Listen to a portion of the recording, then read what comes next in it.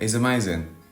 Every one of his albums has got something magical on it. One of my favourite singer-songwriters, Sun Kill Moon.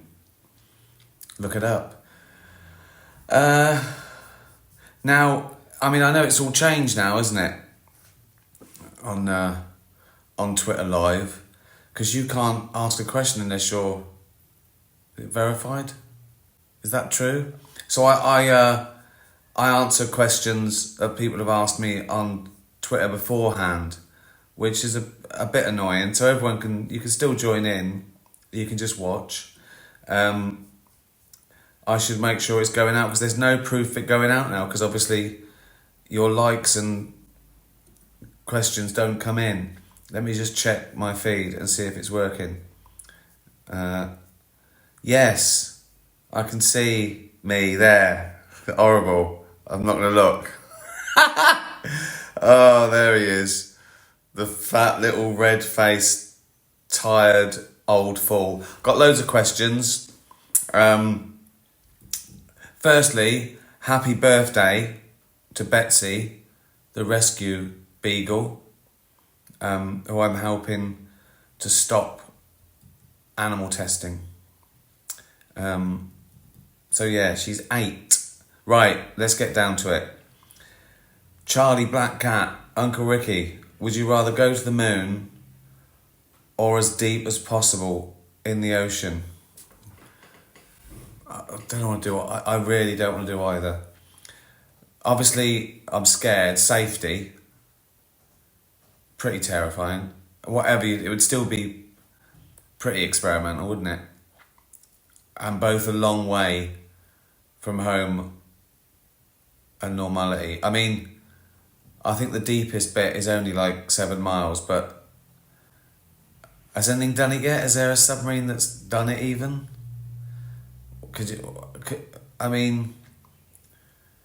Also, when you go, so you're 7 miles under the sea, it's dark, you can't see a thing, you got your lights, you're in a submarine or whatever it is. But that's no different really to being in a submarine in a field in Chiswick. Do you know what I mean? At least with the moon, you get out the spaceship and you walk around a bit and go, I'm on the fucking moon. Oh look, 1/3 of the gravity. I can hop in slow motion. And that's not enough, is it? That's not enough to go, what are you going to the moon for? So I can sort of hop in slow motion? Do you know what? We could rig something up here. There's the risk is too much for the reward. You know what I mean? I'm willing to risk, like, getting on a plane is a bit of a risk. Not much statistically, but getting on a plane to LA to play the Hollywood Bowl, small risk, great reward. Going down I'd freak out straight away. I got onto a submarine. I was at some show once in Reading, or Newbury or something. I don't know. I was a kid. I went on a submarine, walked around, didn't like it. Bit cramped. Also, I mean, it'd be the same going to the moon. I'll be thinking, is this spaceship going to fucking work?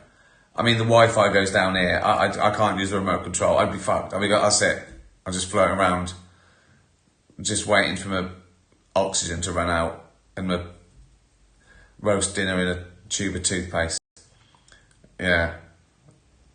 No, it's not good.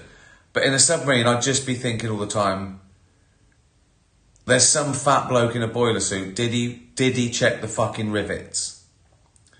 Am I going to be a news story? I didn't check the rivets. What happened? Got crushed. Just fucking thousands of tons per square inch just squished him. Fucking horrible. So, neither. Good question though. Thanks very much. Genie in a bottle. Will you do more advertising on TV? I'd like to. That Dutch Barn. We had our first TV ad. It was the one with Auntie, and they said you can do it if you. I think it was just take out a swear word, which seems easy, doesn't it? But it's still it still sort of retained the sort of fun and silliness. So I'm just going to keep doing adverts the best I want, and if one of them happens to be okay for TV, or they can do something that makes it okay, then yeah. But I like doing I sort of like doing the ones that can't get on TV more. I'm surprised any of my stuff gets on TV, really. Thank God for Netflix. They say things like, how many cunts in it? I go, about 25. They go, yeah, all right. I go, cheers. Not too many, is it? When I say how many cunts, I don't mean the actors. I mean the word. Fiona, please will you do official merchandise on the tour? I'm desperate for a Mortality t-shirt with all the venues and dates on the back. Yeah, I sort of used to, and I stopped it. I didn't do it for Supernature and Armageddon because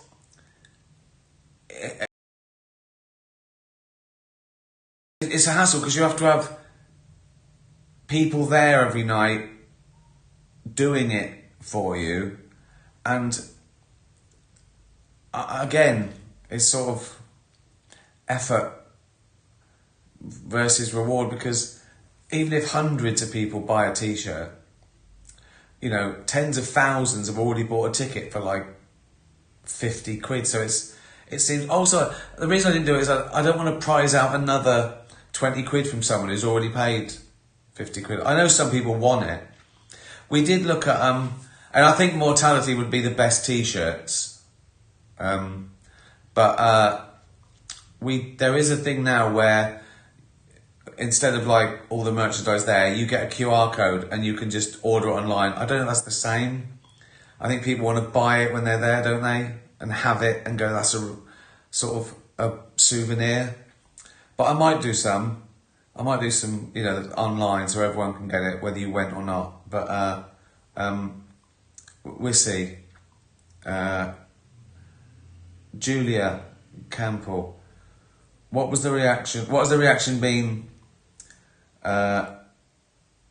to the title of your current stand-up show? I'm going to get a ticket while they're still cheap. Mortality, I don't know. I suppose, all my titles are they're largely irrelevant. It's something to hang off. There's a slight theme, but you always end up talking about the same sort of stuff, don't you? Your life, what you've seen. I deal in the same subjects I always have, because I'm interested in the big subjects, life and death and morality and all that. So I don't think the reaction to the show's been great, but it always is. Every time I do a show, I tour for a year, every night is fantastic, sold out, everyone loved it. It's not until it goes on Netflix and someone gets a clip and someone puts it up and says, this is disgusting, and everyone goes, yeah, it's awful. They weren't there. So I only do it for the people who bought a ticket, got up, went out. I do it for them and they have a great night. Now it goes on Netflix, I'm not really bothered, but because people can then package outrage. They go to a show, they can't really go, there's nowhere to go. What do? Tweet, I didn't like it. Someone goes, oh, whatever. But when they get a little clip and go, look at this terrible bit, look at this awful, offensive bit, people can go, yeah. But the good thing about that sort of thing is it's come out the other side. No one really cares now. With the last sort of few years, people have been able to stir up trouble. But you just ride the waves, or I did. And now I think no one even cares. Now someone tries to stir up trouble, people go, yeah, you're offended. We know. We assumed. Which is good. I think they sort of overplayed their hand a little bit. They cried wolf too many times. So that I suppose that's the good thing that's come out of cancel culture. People just go, shut the fuck up. They still try though. Good luck to them. Jenna, any updates on the animation you're working on? was great to see so many familiar faces recording the voices. No updates really. I mean, we're making an animation about cats, and I've got the usual suspects involved. I'm writing and directing it with obviously a great team of animators and the voices. Kerry Godliman, Joe Hartley, Tony Way, Tom Basden, Diane Morgan. I'm going to forget people. Natalie Cassidy. Oh God. Who else? Andrew Brooks. David Earl. How could I forget David Earl? I just want him in everything I do. So yeah, and it's about a group of cats sort of living like a gang, and they're sort of like living on the edge. They could die at any time. They'd get run over or starve, and they go through the thinking like they're the warriors. So yeah, that's it. And it'll take a year from when we finish the audio. We're sort of doing it the wrong way round. But yeah, you won't even see anything of it for a year. That's ridiculous, isn't it? But it's going to be great, I hope. All I can say is, whether you like it or not, you might love it, you might fucking hate it, you might think it's terrible, you might try and get it banned, whatever. But whatever you think about it, you will have to say, I haven't seen anything like this.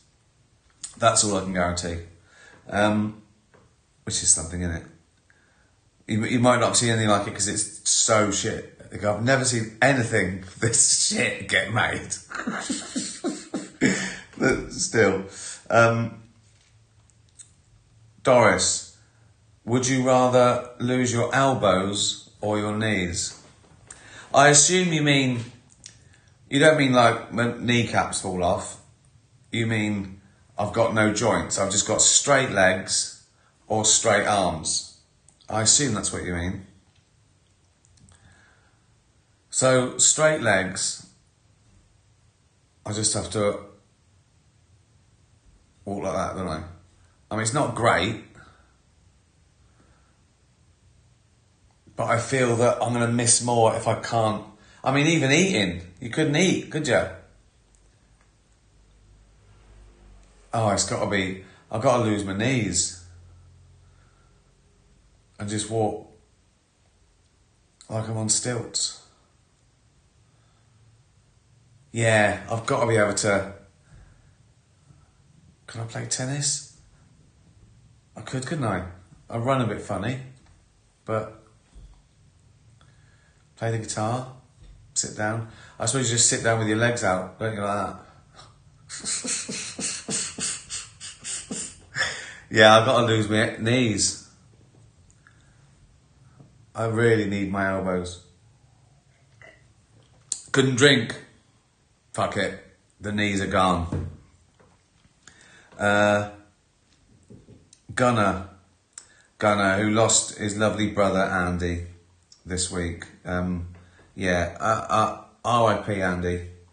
A very, very good boy. Gunnar asks, fly like Superman or talk to the animals like Dr. Dolittle? Now, see now you've picked my favourite, my all-time favourite of the superpower is flight. No doubt about it. I'd love to.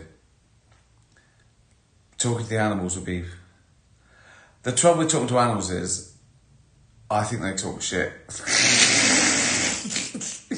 If you could talk to a rabbit, you go, how you doing? You go, carrot. What? Carrot.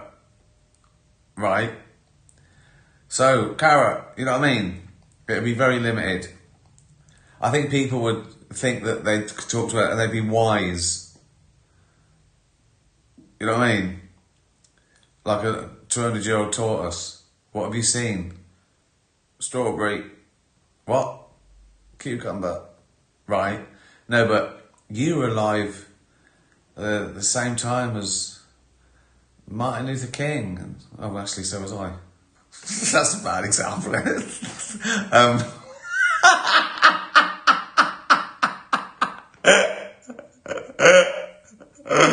Brilliant. I could have chosen a much better one, couldn't I? Queen Victoria. What was she like? Dandelion. What? Dandelion. Right, this is fucking pointless. Flight. It's got to be flight. Just flying around.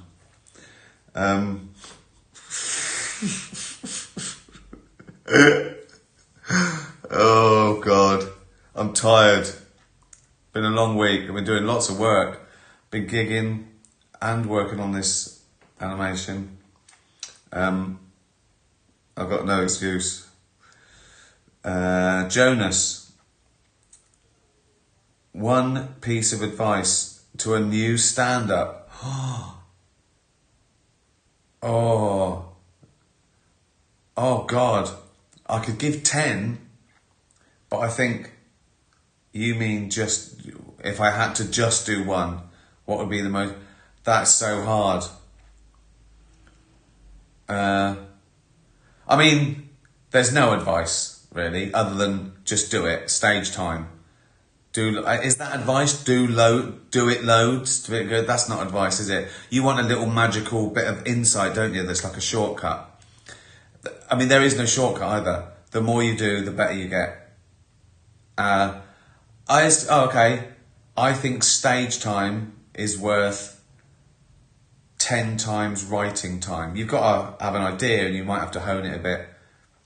But if you wrote and rewrote a joke 50 times and you never played it to anyone, never said it to anyone, it would not be as good as if you did 50 gigs and did 50 times. No doubt about it.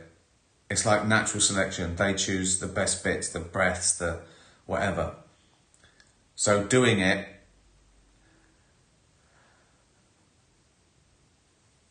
be honest or be brave. Be brave and honest. Is that two? Be brave and honest. Because everyone can work hard. Everyone can get good. Everyone can have good ideas. But some people are scared. You can beat people by not being scared and being honest. Some people are scared to be honest because they think they don't want to leave a piece of themselves out there or be too honest about themselves. They protect it in there. Like, I remember one warm-up I did about 10 years ago. I was, I've got to do this. So I went out and I went, I fucking hate this. And it got a laugh because people knew I meant it. They knew that wasn't a bit. I wasn't meant to say that. And they know that. They know that intuitively. So I think being honest is brave. So I'll just say, be honest. Yeah. Textrovert. Did you ever imagine that Afterlife would be such a big success? No. As an author, were you worried beforehand that people wouldn't like it or would find it boring, etc.? No one could have the success. No one, because it's beyond anything I've ever done before. It's beyond TV. It was even beyond Netflix when I first started. I think its figures have grown because Netflix has grown as well.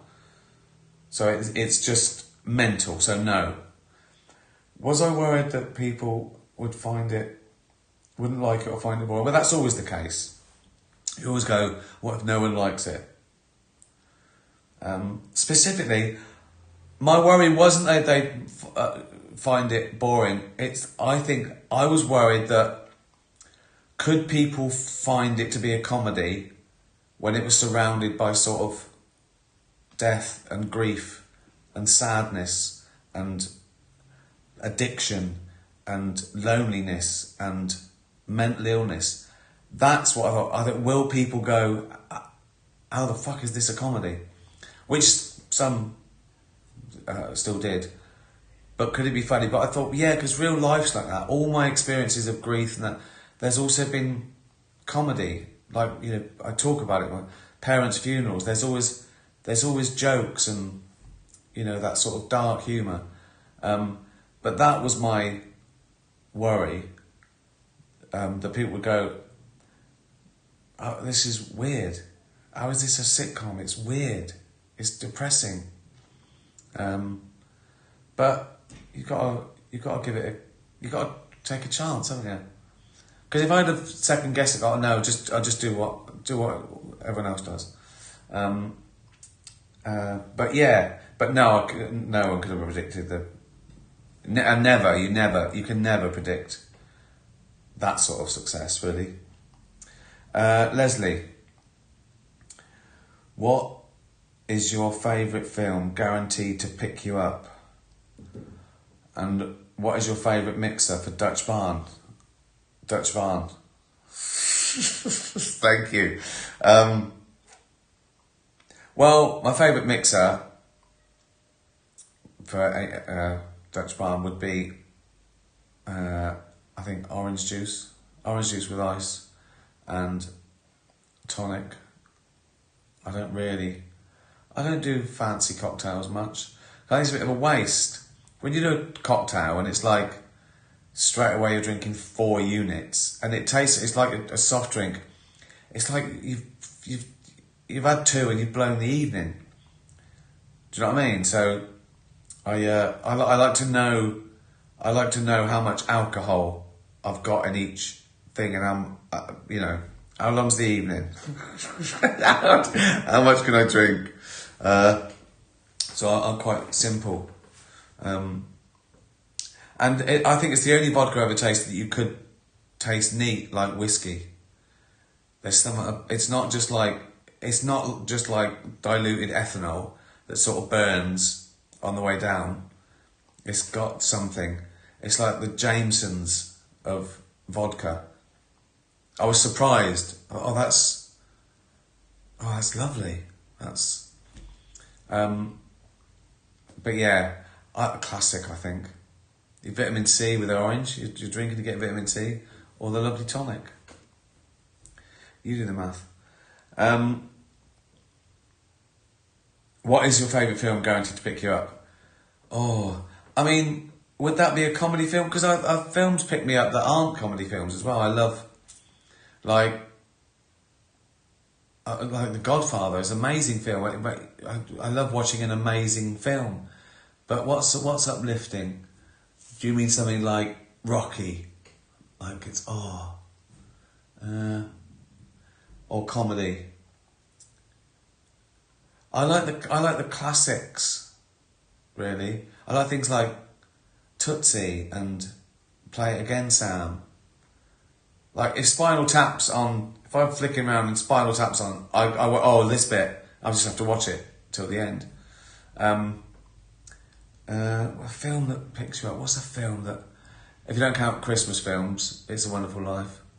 Oh God. Oh, The Graduate. It's so difficult just choosing one. I will say. It's something that makes you feel really good. Like there's aeroplane movies that you just always enjoy. You can watch loads of time. Oh, Muppet Christmas Carol. That always makes you feel good, doesn't it? But then it's Christmas, isn't it? Probably. I'll go Tootsie, because it's lovely and guaranteed and mainstream and well done. Yeah. That's funny. Sarah says, what's your favourite Muppet character? Well, it was Robin, specifically from A Muppet Christmas Carol. But then I met Constantine, who wasn't around before that movie, I think. I did Muppets Most Wanted, and I hit it off. I still love the King Prawn. I love them all, but I think we bonded, me and Constantine. I wish he was here now. Do you know what I mean? I wish he just lived in a cupboard. Because he wanted to. If he wanted to live out, he could. But he'd probably want his privacy when he's a frog.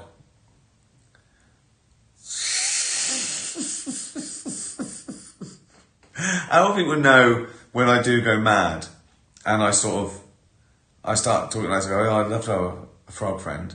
People go, oh, is Ricky doing his... No, he's mental now. Oh, really? Yeah. He wants to have a frog friend. Oh. Do you think someone... Like, because I've got the money to probably be able to afford someone living in the floorboards.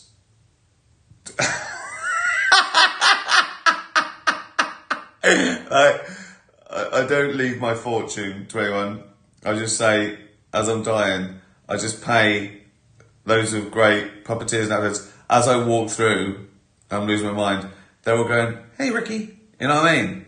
What a great last few years that would be if you would just believed that the Muppets were real.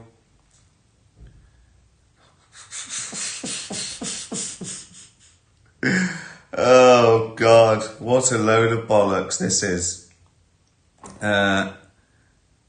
Ducky, is there anything you have had to cut out of mortality because you think it went too far or that people were not ready to hear it? Not really, because no. There's things that might get a gasp early on, then you explain it and you make it. You have to find a reason to say something, and then I think people are okay with it. That's what annoys me, this myth. People go, oh, anyone can go out and just be offensive. Go on, try it. Just try it, right? But, well, first you wouldn't sell any tickets, right? But imagine just going out to a sold-out show and doing 10 minutes and just being offensive. People would they go, who's this? Within the 30 seconds you go, yeah, there's more to it. There's a trick to this. So people say, oh, anyone can make anything funny by swearing. Again, have it a go. Just go out there and do it and just swear a lot. See how far you get. You'll soon go, yeah, there's jokes as well, isn't there? There's a reason. That's just a total myth. So no, there's nothing that I think, once it's honed, it's either good enough or it isn't. I mean, you drop the very bottom. If you record 80 minutes and you want your special to be 65, you have to lose 15 and you lose the worst 15. But it doesn't mean that 15 was bad. It means the other stuff was better. And I've done that. I've cut things, and then the next tour I've started them again and I've got them better, and they've made it because they're the best stuff. So it depends. Anything can happen. No, I there's nothing that I'd.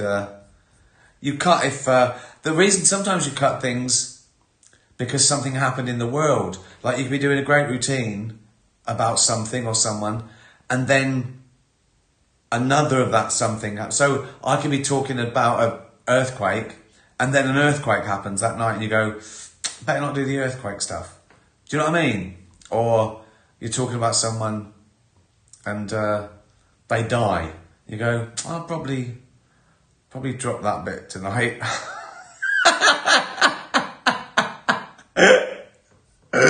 So there's certain things are in your head, but in general, it's either good or it isn't. It's either worthy as a joke or it isn't. Well, that's been another complete load of bollocks. I hope you enjoyed it. Buy some Dutch Barn. Buy some can of water. I have to sponsor myself.